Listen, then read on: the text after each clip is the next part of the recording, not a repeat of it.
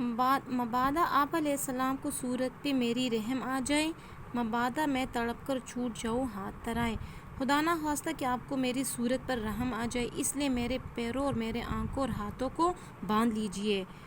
مبادا خدا نہ خواستہ کہ میں چھوٹ جاؤں اور آپ کے ہاتھ لرز جائے، کانپ جائے۔ پسر کی بات سن کر باپ نے تعریف فرمائی، بیٹی کی بات سن کر باپ نے اس کی بہت داد کی۔ یہ رسی اور پٹی باندھی ان کو پسند آئی، مطلب یہ رسی اور پٹی جو تھی یہ باپ کو پسند آئی کیونکہ انہوں نے اسی طرح کیا۔ ہوئی اب ہر طرح تیار دونوں باپ اور بیٹا، چھری تامی پدر نے اور پسر قدموں میں آ لیٹا۔ باپ دونوں اس قربانی کے لیے تیار ہو گئے، باپ نے جو تھا وہ چھری تام لی اور پسر بیٹا جو تھا وہ اس کے قدموں میں آ لیٹا۔ Turn your page students. پچاڑا اور گھٹنا سینہ معصوم پر رکھا۔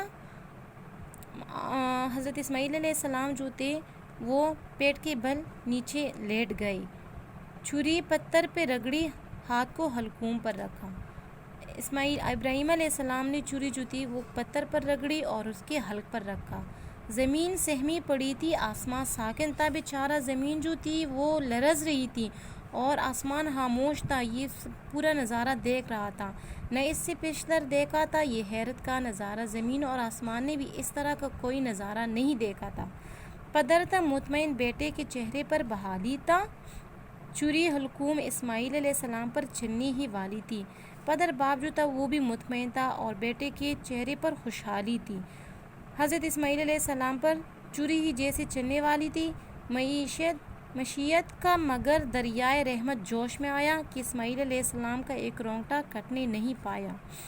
اللہ کی مرضی، اللہ کا جو جوش تھا وہ رحمت وہ جوش میں آیا کہ اسماعیل علیہ السلام کا ایک رونگٹا بھی کٹنے نہیں پایا۔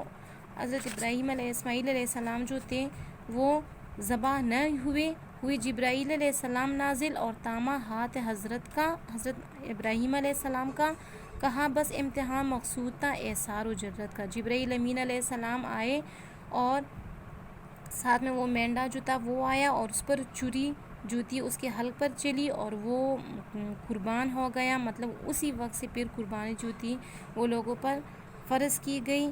کہاں بس امتحان مقصود ہے ایثار و جرت کا، تم لوگوں کے حوصلے کا، محبت کا، اللہ کی رضا میں جو امتحان تھا بس اللہ نے وہ دیکھنا تھا۔ خطاب اس دن سے اسماعیل نے پایا ذبیح اللہ، خدا نے آپ ان کے حق میں فرمایا ذبیح اللہ۔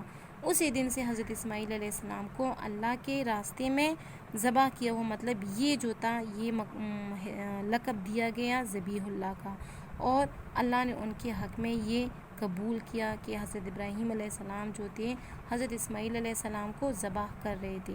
تو اسٹوڈنٹس یہ جو تھے یہ حفیظ جالندری نے لکھی ہے یہ نظم، حضرت ابراہیم علیہ السلام اور حضرت اسماعیل علیہ السلام کے بارے میں آپ لوگوں کو پتہ چل چکا۔ سو اسٹوڈنٹس نظم بیٹی کی قربانی کی پڑھائی کریں۔ Thank you students.